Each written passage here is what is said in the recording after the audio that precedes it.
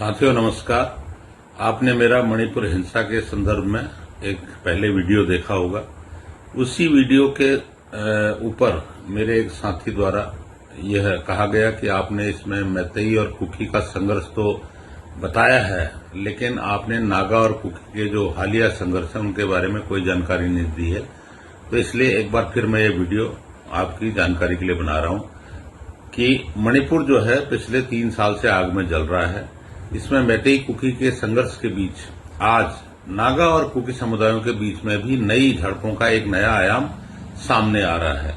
मणिपुर के पहाड़ी उरखुल, कांगपोक्सी, सेनापति और नोनी जैसे इलाकों में हालात लगातार तनावपूर्ण बने हुए हैं।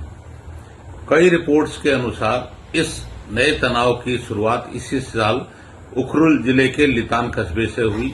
बताया जाता है कि एक स्थानीय झगड़ा जिसमें कथित तौर पर नागा और कुकी युवकों के बीच शराब के नशे में लड़ाई हुई थी, जो धीरे धीरे जातीय हिंसा में बदल गई। सोशल मीडिया पर अफवाहें फैलने लगी, अलग अलग संगठनों की गतिविधियां बढ़ी और देखते ही देखते तनाव कई जिलों तक फैल गया। और जहां इन झड़पों में कई निर्दोष आम नागरिकों की जान चली गई, कई लोगों को बंधक बना लिया गया और गांवों पर हमले हुए व आगजनी की कार्रवाई भी हुई है। अप्रैल 2026 में उखरुल में तामखुल नागा समूहों और कुकी जो समूहों के बीच जो गोलीबारी में कम से कम 3 लोगों की मौत हो गई और कई लोग घायल हो गए। रिपोर्ट्स में यह भी बताया है कि लितान पुलिस स्टेशन के अंतर्गत आने वाले मुल्लाम और सोंगफाल गांव में भी कई घरों को आग लगा दी गई। मई महीने में हालात और बिगड़ गए जब कांगपोक्सी और सेनापति जिलों में 38 से ज्यादा नागा और कुकी नागरिकों को कथित तौर पर बंधक बना लिया गया।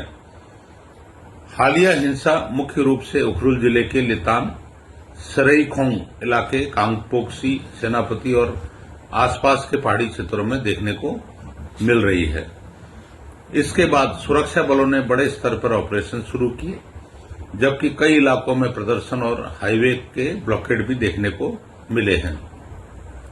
मणिपुर का जातीय संघर्ष अब एक नए और खतरनाक दौर में प्रवेश कर चुका है, लेकिन सवाल फिर वही कि आखिर ये समुदाय आपस में लड़ क्यों रहे हैं? क्या इसकी वजह दशकों पुराने इतिहास में छिपी है या आज की राजनीति में? आइए जानने की कोशिश करते हैं। 1990 के दशक का नागा और कुकी संघर्ष आप सभी को याद होगा, जब 1992 से 1997 के बीच नागा और कुकी समुदायों के बीच सबसे बड़ा संघर्ष हुआ था। और इस संघर्ष की जो सबसे बड़ी वजह थी वह थी जमीन और क्षेत्र का नियंत्रण।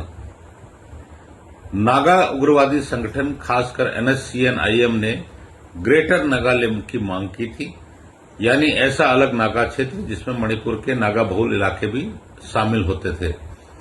लेकिन उन इलाकों में बड़ी संख्या में जो कुकी समुदाय रहते थे, उनके संगठनों ने इसका विरोध किया और अपने क्षेत्रों की सुरक्षा की मांग की। इसके तुरंत बाद भयावह जातीय हिंसा आरंभ हो गई। गांव के गांव जला दिए गए, लोगों की हत्याएं हुई और हजारों परिवारों को अपना घर छोड़ना पड़ा। 1993 का जोपी नरसंहार इस संघर्ष की सबसे दर्दनाक घटना थी, जिसमें 100 से ज्यादा कुकी नागरिकों की हत्या की गई थी। 1992 से 97 के बीच जो सैकड़ों लोग मारे गए और हजारों घर नष्ट हो गए, वही तनाव आज भी जारी है, भूमि और क्षेत्र के स्वामित्व का तनाव। 1990 के दशक की हिंसा कम जरूर हुई, लेकिन असली समस्याएं अभी पूरी तरह खत्म नहीं हुई हैं। आज भी जमीन और पारंपरिक क्षेत्रों को लेकर विवाद है। कुकी समुदाय द्वारा अपने स्वायत्त क्षेत्र की मांग करने के साथ यह समस्या फिर आ खड़ी है। कुकी समुदाय नागा समुदाय के साथ या नजदीक की पहाड़ियों में ही निवास करते हैं, इसलिए नागा समुदाय को अब अपने भूमि और क्षेत्रीय स्वामित्व का डर सताने लगा है। जनसंख्या और क्षेत्रीय बदलाव का डर, राजनीतिक अधिकार और प्रतिनिधित्व का डर लगने लगा है, जो दोनों समुदायों के बीच अविश्वास की खाई को गहरा करता जा रहा है। इससे लगता है कि 2023 से शुरू हुए मैतेई कुकी संघर्ष के बाद पूरे मणिपुर में सामुदायिक रिश्ते और ज्यादा कमजोर हो गए हैं।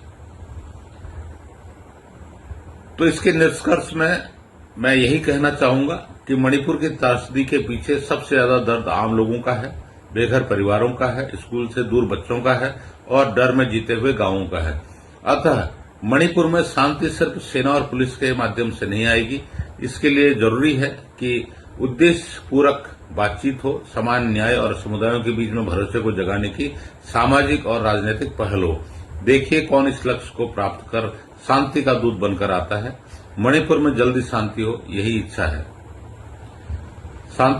साथियों, अगर आपको मेरा यह वीडियो अच्छा और जानकारी भरा लगा हो तो इसको लाइक और कमेंट दीजिएगा और अन्य साथियों की जानकारी हेतु भी शेयर कर सहयोग कीजिएगा।